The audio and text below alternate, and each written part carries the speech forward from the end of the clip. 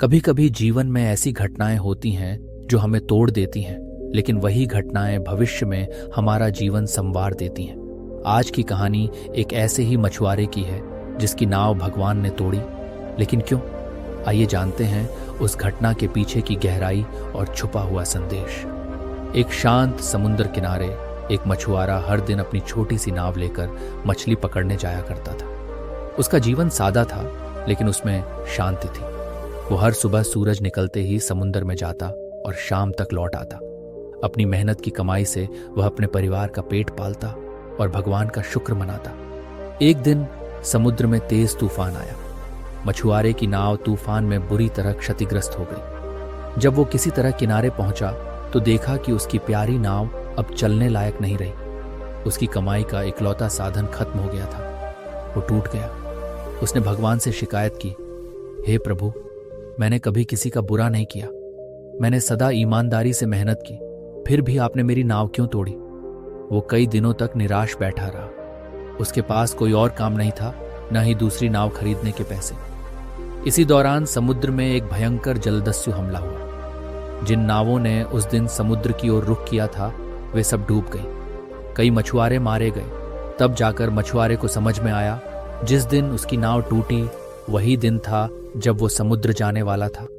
भगवान ने उसकी नाव इसलिए तोड़ी ताकि वो उस दिन समुद्र न जाए और जान बच सके।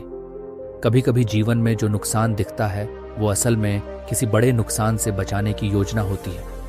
हम जिस क्षति पर रोते हैं वही हमें जीवन का सबसे बड़ा तोहफा दे सकती है। ईश्वर की योजना हमेशा हमारे भले के लिए होती है, भले ही उस पल में हमें वह दर्दनाक लगे। सोचिए, कितनी बार ऐसा हुआ है जब कोई अवसर छिन गया, कोई नौकरी नहीं मिली, कोई रिश्ता टूट गया और हम टूट गए।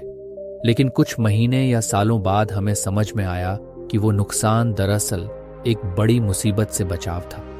एक परीक्षा में फेल होना शायद आपको एक बेहतर राह की ओर ले जाए। किसी का साथ छूटना शायद किसी जहरीले रिश्ते से मुक्ति दिलाए। स्टीव जॉब्स को ही देख लीजिए, अपनी खुद की कंपनी से निकाले गए, लेकिन उसी दौरान उन्होंने पिक्सार बनाई और बाद में फिर एप्पल लौटे और दुनिया बदल दी।